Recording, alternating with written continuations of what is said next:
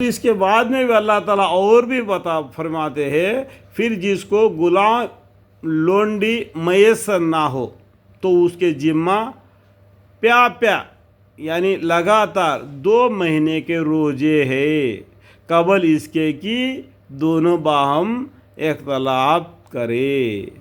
اگر اس کو یہ طاقت نہیں، ایک غلام یا ایک لونڈی کا آزاد کرنے کا اس کو طاقت نہیں ہے تو اس کو پیا یعنی لگاتار 2 مہینے کے روزے رکھنا، جس میں ایک دن بھی نہیں گھٹنا چاہیے۔ 2 مہینے کے روزے ہے اس کا کفارہ۔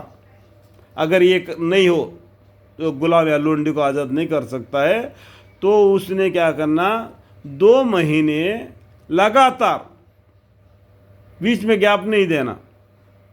اس کو بولتے پیا یعنی لگاتار، بالکل 1 مہینے کے بعد دوسرا مہینہ پھر روزہ، بیچ میں 1 مہینہ روزہ رکھا، پھر 2-4 مہینے رہوں گا، پھر بعد میں اور 1 مہینہ رہوں گا، 2 مہینے ہو جائیں گے، ایسا نہیں، دونوں ایک ساتھ ہی کرنا چاہیے۔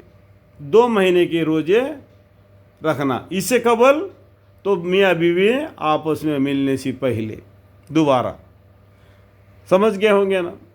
اب سیڈ میں آپ کو فائدہ بھی بتا رہا ہوں اور قرآن کی آیتوں کو بھی بتا رہا ہوں۔ آپ بھی پڑھو، مسلمان ہیں نا، تو قرآن کو بند کر کے رکھنا، کوئی جمعے میں بیان سننا، کسی کا ویڈیو کو دیکھ کے سمجھ لینا، یہ نہیں۔ اس بیان بھی سننا، ویڈیو بھی دیکھنا، اور خود بھی قرآن کو کم سے کم روزانہ 1 مرتبہ 1 پیج کیوں نہ ہو قرآن کریم کو پڑھنا۔ یہ اللہ کی طرف سے ہمارے لیے بھیجا ہوا ایک نور نامہ ہے، ہدایت نامہ ہے، یہ خط ہے، اس کو پڑھنا ہے ہم نے، پھر اپنا اعمال کو خیال کرنا ہے، پھر ہمیں رسول اللہ صلی اللہ علیہ وسلم کے کہنے کو سننا ہے، تو قرآن اور حدیث کو ساتھ میں لینا ہے۔ پھر جس کو غلام لونڈی میسر نہ ہو تو اس کے ذمہ پیا یعنی لگاتار 2 مہینے کے روزے ہے قبل اس کے کہ دونوں باہم اختلاط کرے۔ پھر جسے یہ بھی نہ ہو سکے تو اس کے ذمہ 60 مسکین کو کھانا کھلانا ہے۔ دیکھو اللہ تعالیٰ بندوں پر کتنا مہربان ہے۔ پہلا بتا دیا ایک غلام یا لونڈی کو آزاد کرنا ہے، اس کے بعد میں تم میاں بیوی آپس میں مل سکتے ہیں، نہیں تو اس کے بعد میں کیا 2 مہینے لگاتار 2 مہینے روزے رکھنا ہے۔ اگر تمہارے پاس اتنا طاقت نہیں کہ تم روزے نہیں رکھ سکتے تو اللہ تعالیٰ اور بھی تم کو ڈھیل دے دیا، 60 غریبوں کو کھانا کھلانا ہے۔ دیکھو 60 غریبوں کو کھانا کھلانا ہے۔ یہ حکم اس سے بیان کیا گیا ہے کہ اللہ تعالیٰ اس کے رسول اللہ صلی اللہ علیہ وسلم پر ایمان لے آوے، اور یہ اللہ کی حدیں باندھے ہوئی ہے۔ دیکھو جس نے پیغمبر صلی اللہ علیہ وسلم پر ایمان لایا، اللہ کا حکم کو مانا، قرآن کریم کا اللہ کا کتاب ہے، اللہ کا حکم ہے کر کے اس نے سمجھا، تو اللہ کا حکم کیا ہے، یہ ہے۔ اللہ تعالیٰ بندوں پر کتنا مہربان ہے، آپ سمجھ گیا؟ سمجھے نہیں؟ سمجھنے نہیں، سمجھنا چاہیے۔ اللہ بندوں پر اتنا مہربان ہے۔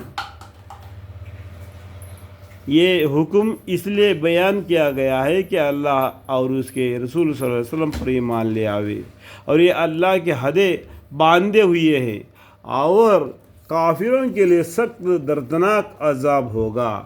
اللہ تعالیٰ نے اپنے بندوں کو، یعنی جو مسلمان ہے، جو ابراہیم علیہ السلام کا سنت پر ہم لوگ چل رہے، اگر ہم محمد صلی اللہ علیہ وسلم کے امت میں ہیں، ہمارے لیے کیا ہے، قرآن کریم ہے۔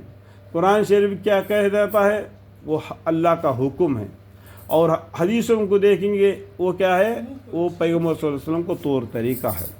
یہ بات پر چلنے والوں کو اللہ تعالیٰ نے کیا کہ وہ غلطی کرنے کے بعد میں اس کو ڈھیل دینے کا، یعنی کفارہ دے کے اس گناہ سے معافی مانگنے کا، اللہ سے معاف کرنے کا ایک ذریعہ بنا دیا۔